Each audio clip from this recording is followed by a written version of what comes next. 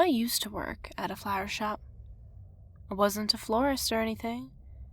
No way I could be that talented. I swept, cleaning up fallen petals, the stray leaves, throwing away buckets and buckets of flower stems, chopped just right to give the flower the best chance to absorb all the water around it. The best chance to survive. The job only lasted a few weeks, but it's one I'll always remember.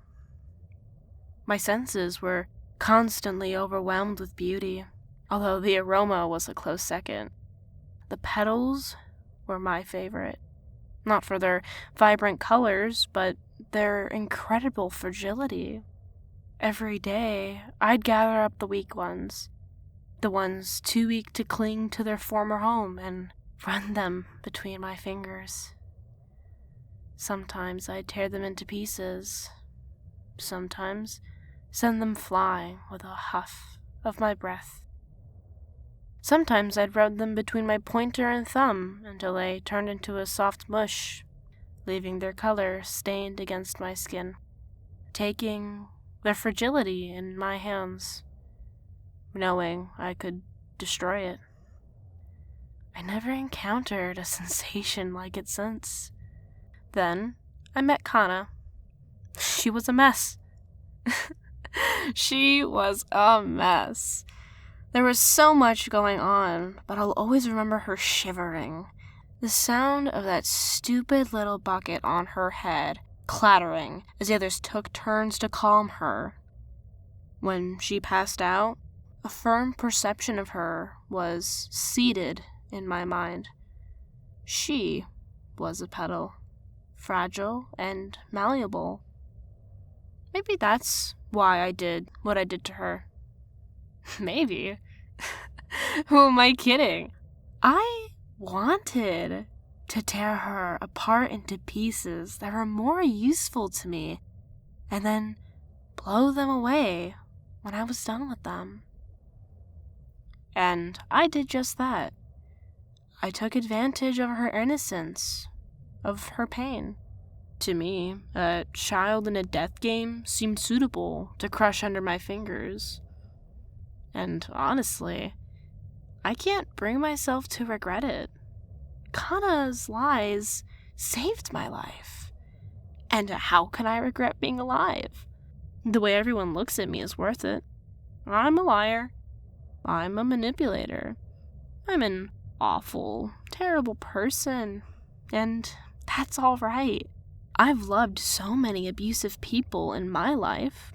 What's one more? Sorry. My thoughts just keep changing, don't they? Everything's just racing.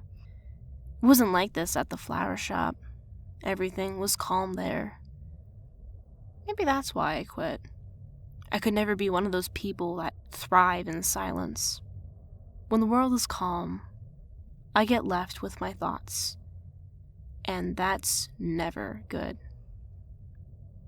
They're uncomfortable, forcing me to face reality. Like how much I hurt Kana.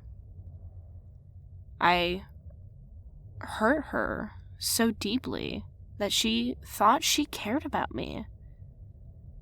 It forces me to realize that Kana was never a fallen petal. She was a flower stem. A simple, unassuming thing that had her most important pieces cut from her. It was a brutal wound, but it wouldn't have incapacitated her. No. If she hung on a little longer, she'd see that now she could soak up more water than ever before, and she'd grow. She would have grown if I didn't throw her away, just as I had done with so many before. Rambling again, sorry. There's just nothing quieter than the moment after someone dies. I hate this. I hate this so damn much.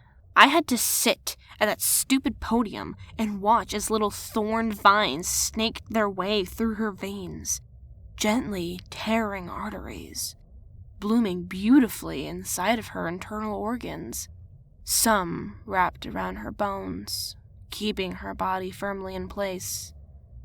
Others were too weak to even break her fair skin and simply rested below the now bumpy surface. There was no blood, only the red petals of the rose sprouting from her head. Amidst the heart-shaped stems and the young blooms stood Kana, forever a flower stem. To make matters worse, she died on her own terms. She asked to die. She didn't wait for me to tell her. I knew she was easily tricked, but this?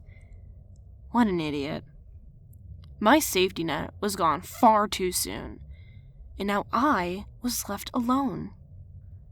After the screams and the never-ending silence, I realized I can't bring myself to miss Kana.